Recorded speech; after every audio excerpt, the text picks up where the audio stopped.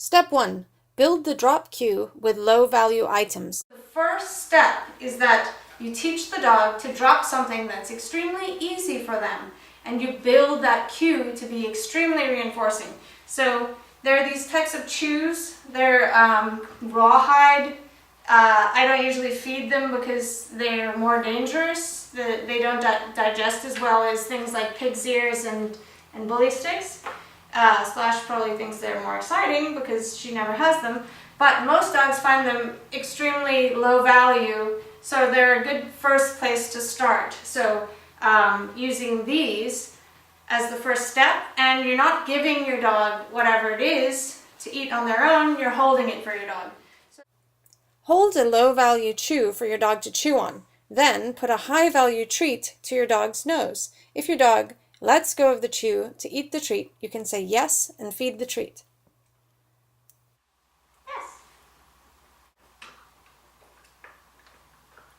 Yes. Good girl. It's a good thing if your dog is reluctant to take the chew again and rather have what you have. Just be patient and entice your dog to chew on the chew, and then wait till he's invested in chewing on it to work on the drop cue. Say your drop cue before you move to present the treat to the dog's nose. After time, your dog is going to pick up that the cue drop means spit out the chew in order to get something better. Yes, get it. If your dog doesn't drop it after the cue, make enticing noises and show him you have something even better. Step 2. Add distance. At first, you can practice with your dog on a leash, holding the chew on his own. Drop. Good. Okay, get it. Don't forget to give your dog permission to go back and chew on it.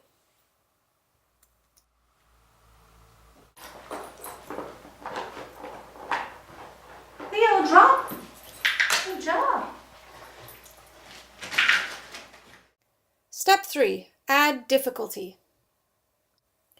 When using a higher value chew, go back to first holding the chew before seeing if the dog can drop it while it's on the ground. Good girl. Good girl.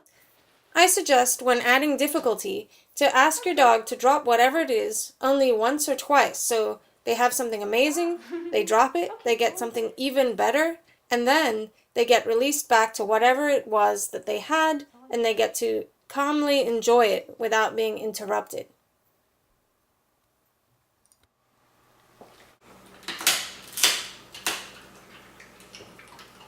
Drop. Drop it. Good. Leave it. Awesome. Good girl. Good girl. Awesome. An emergency actually just happened while I was doing this video. I didn't know that this chew was like obsidian when you break it. So Splash has eaten quite a bit of it, but it seems to soften quickly with saliva, but she had that big piece in her mouth. I told her to drop it, and a technique I use is breaking the piece up if it's too large to swallow, and then the dog realizes, oh, you know, if I spit it out, Emily's going to break it into little pieces. Well, that's what I do with my Chihuahua, and she really likes it. Another thing is having them drop it and giving them lots of higher value treats if something's hard to break. But I tried to break it, and it was like a piece of glass, and it just serrated my thumb. So, you know, if she didn't have the drop cue, this would be down her throat, slicing it open. So I'm going to throw this in the trash. Advanced.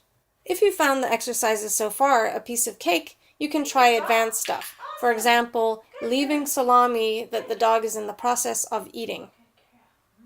I suggest using things that if the dog were to swallow it whole, it wouldn't hurt the dog. Good job. Drop?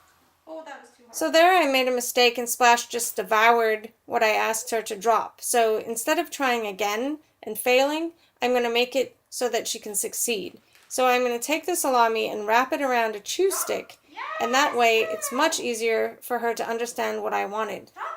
Yes! Leave it. Good. You can use a much larger chew stick if you think your dog is just going to inhale what I just gave Splash.